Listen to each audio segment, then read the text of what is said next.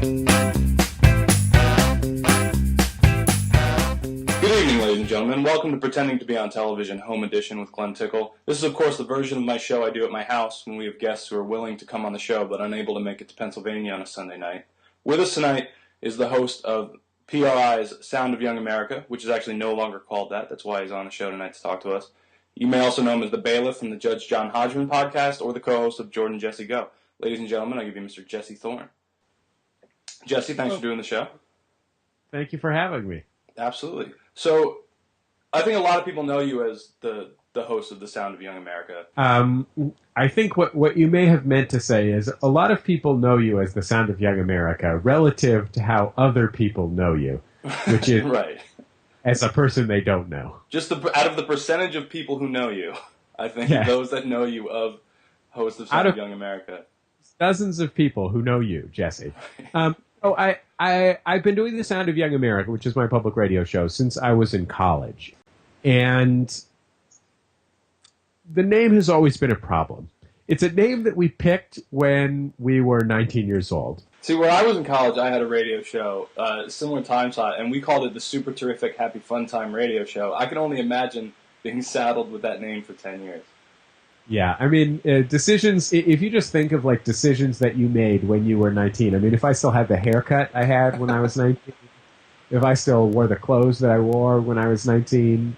So, yeah, it was sort of this legacy that we were stuck with from when we were 19. And I've tried to change it before, and every time in the past that I've tried to change it, there's been, like, a listener insurrection, and I've just kind of given up. And so we wanted something that conveyed what the show is actually about, which is it's about the good stuff in popular culture. And we thought Bullseye is great because it's sort of fun and it has some energy and it suggests the idea of being on target without having a lot of the baggage that calling the show The Sound of Young America carries. The other problem with calling the show The Sound of Young America, by the way, is that when you turn 30... and you're already feeling pretty bad about the fact that you just 30, you get dozens and dozens of emails from people saying, hey, I guess you're not really the Sound of Young America anymore. Right. So, but yeah, it was time for a change. It was time to sort of rip the Band-Aid off, I think. Right, because along with the name change, you're also kind of retooling the format as opposed to, I mean, it's again, I think you said it's going to be more focused, but it's still going to be, an interview show. You're going to pick things that you like in pop culture, which is also sort of across all the other podcasts you appear on. It sort of seems like that's a central theme with you, is you find good things and you bring them to the people. We just decided that we have a show. Why would we spend our time promoting getting in fights with stuff we don't like when we could spend our time celebrating things we do like and learning more about where they come from and process and finding the really the best stuff. The stuff. I mean, I just feel like you only get so much time on Earth, So right. And I think your shows benefit greatly because it seems you're so into the topics that you're talking about and the people that you're talking with that it's not a lot of interview shows. It comes down to who's the biggest name we can get for the show, as opposed to with yours, it seems, what's the best name we can get? Yeah, and that has always been, I appreciate that you say that, because that has always been really important to us. I mean, we have never, ever tried to book people based on how famous they were. We have always tried to book people based on how good they are and how good their work is. And the only standards we have ever used are, A, is this person fun? B, is this person's work good? And C, is this person's work accessible to people who listen to our show?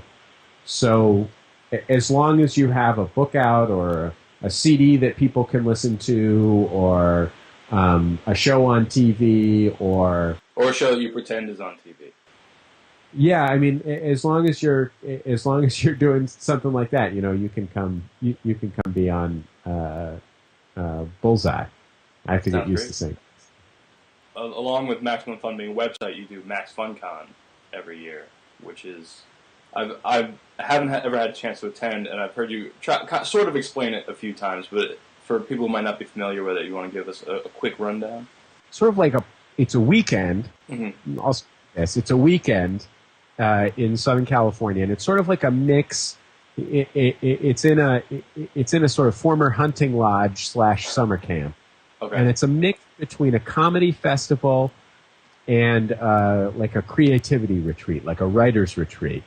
So in the evenings there are big comedy shows, and then during the day we have a few sort of lecture type things, and then we have classes where people can learn improv or learn cooking or learn songwriting. There's parties and stuff, and actually we're working on expanding a little bit. Yeah, that's going to be my next question. There's rumors of a Max FunCon East, which I for one am very interested in seeing happen. I will have to leave it at, I have also heard those rumors.